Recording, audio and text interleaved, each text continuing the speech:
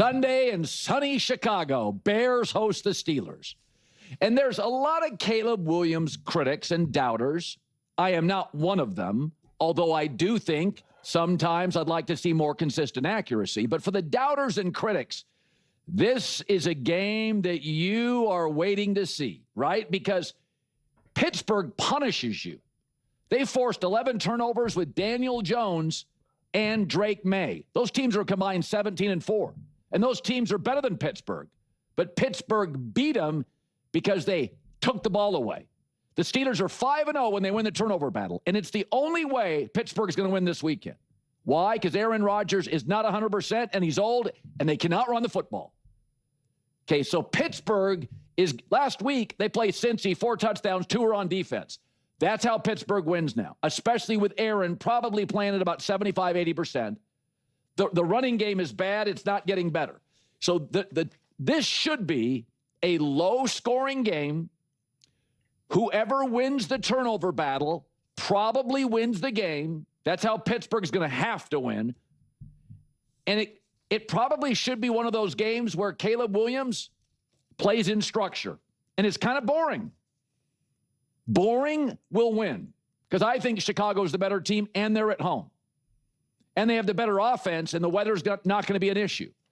So this is a classic game in the NFL for a young quarterback to have to understand what he needs to deliver. This does not need to be a highlight. Get rid of the ball quickly. Do not tease or challenge T.J. Watt. Stay in the pocket, get rid of it, play within structure. Caleb does not throw a lot of picks. But if he's going to, this Pittsburgh team with Mike Tomlin is a great underdog team. Tomlin's as good an underdog coach and motivator as the league has. And Aaron's banged up, and they can't run the ball. So there is a way Mike Tomlin is preaching. We're taking the ball away from the young guy. We got to create turnovers. We have to score in defense and special teams. That's their route to win.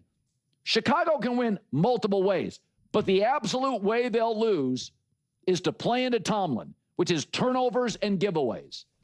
So I think Caleb's going to play well. I think Chicago's the better team. I think the weather sets up for him. I like Chicago in this spot. Don't love them, like them. And here's Mike Tomlin on facing Caleb Williams. I can't say enough about what I've seen from Caleb Williams.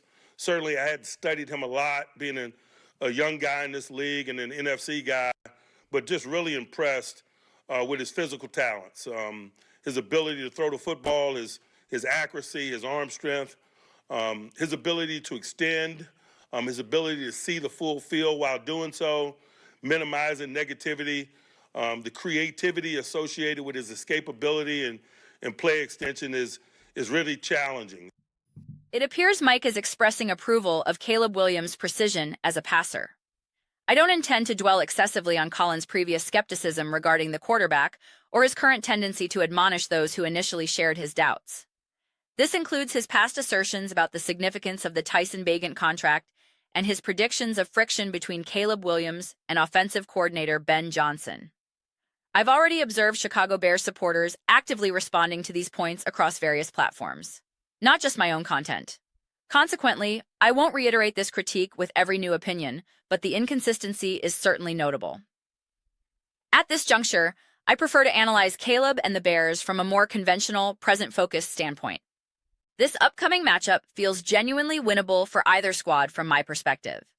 The Bears have found themselves in numerous contests where the final margin was surprisingly narrow, even in games where they appeared overmatched. They were in legitimate danger of losing against opponents like the Raiders, the Bengals, and the Vikings. For instance, they were on the verge of defeat against a quarterback who had posted a passer rating in the teens and accumulated a paltry 70 yards before a final, desperate drive with a yards per attempt average hovering around 3. The question naturally arises, how is such a scenario even possible? A significant part of the answer lies in the Bears' own performance. They weren't sharp enough. They had several critical dropped passes, and while you must credit formidable defensive schemes like Brian Flores' unit in Minnesota, the Bears left the door open. This pattern of allowing opponents to hang around is understandable, even against a team like the Giants, where Jackson Dart was performing at an exceptionally high level. Now, as they prepare to face the Steelers, there's no overwhelming reason to believe a similar game script won't unfold. The crucial factor, however, is that the Pittsburgh Steelers haven't provided substantial evidence this season that they can be the decisive element that prevents such a scenario. I previously created a video from the Steelers' perspective, arguing that they should feel they can be that difference maker. That's the entire rationale behind acquiring a veteran like Aaron Rodgers. That's why Mike Tomlin's leadership is so highly regarded. That's why the defense is expected to make pivotal stops in crucial moments. Yet, they haven't consistently demonstrated that capability this year. In contrast, the Chicago Bears have definitively shown they can prevail in these types of tight, gritty games. The situation is intriguing because I don't believe we have a complete understanding of what this Pittsburgh Steelers defense is truly capable of. There are moments where they look like the dominant, stifling unit we anticipated, and other moments where they seem disjointed and vulnerable. Similarly, their offense can appear to build momentum and rhythm in one series, only to look completely anemic and incapable of scoring on the next. It creates a peculiar, uncertain dynamic. There are numerous unknowns surrounding this team.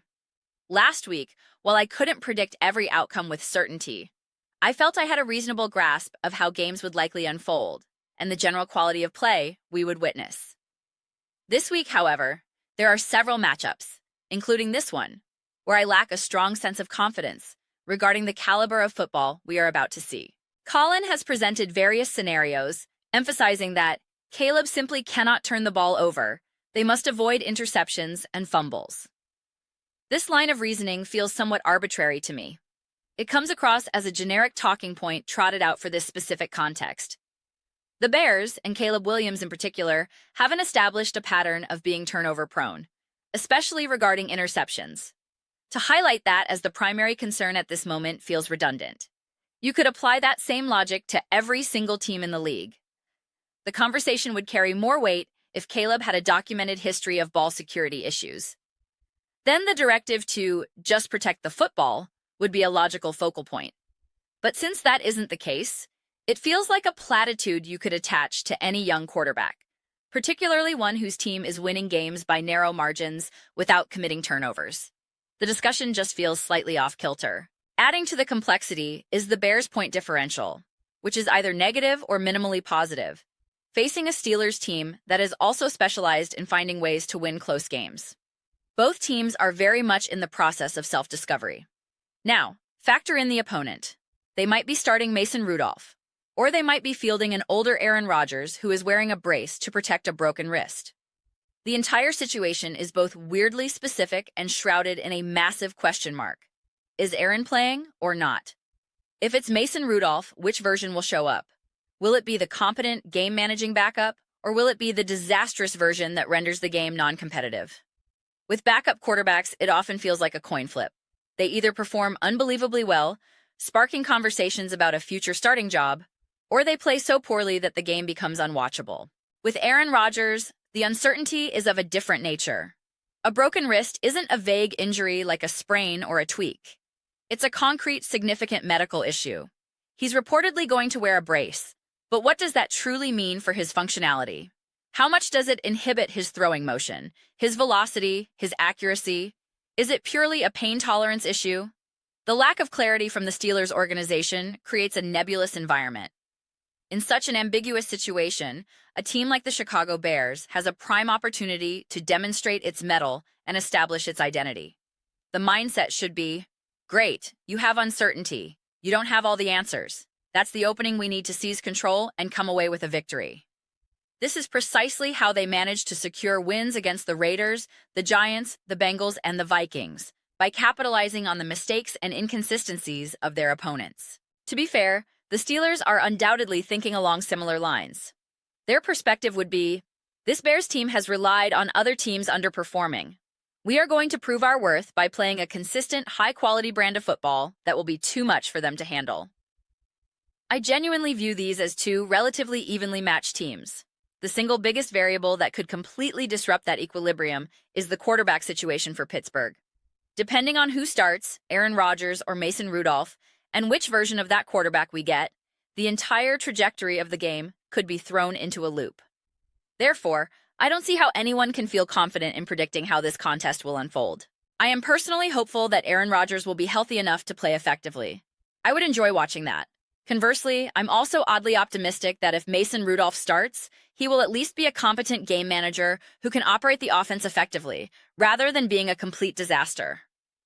A game dominated by poor quarterback play isn't particularly enjoyable for anyone.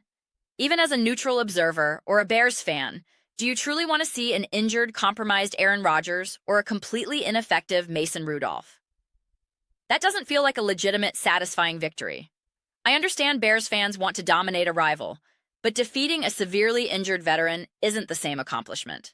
It's akin to bragging about being stronger than your octogenarian father. It's an expectation, not an achievement. My hope is that the Steelers are healthy and play high-quality football, allowing us to witness a genuinely compelling game that provides a true measure of both the Bears and the Steelers at this stage of the season. I will always find it amusing, however, when Colin engages in his finger-wagging directed at those who doubted Caleb Williams, considering his own extensive history of public skepticism. There were countless instances where he expressed strong reservations, repeatedly stating, "I just don't think this is going to work," while pointing to the Tyson Bagent contract as a sign of a lack of faith in the rookie. As I've stated before, I deeply respect and admire the ability to change one's mind. It's a sign of intellectual honesty.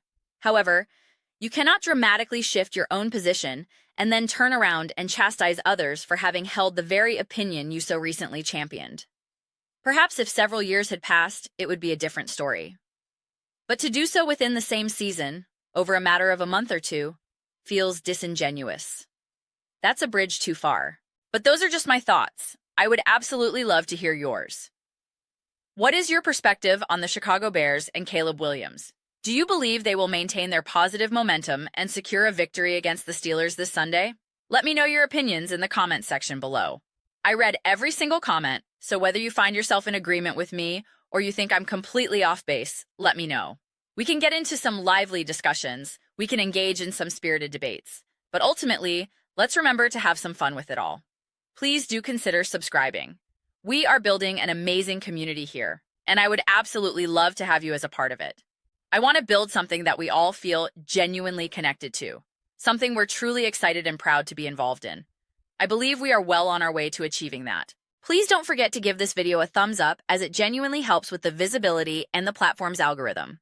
Thank you so much for watching. I'll see you all next time.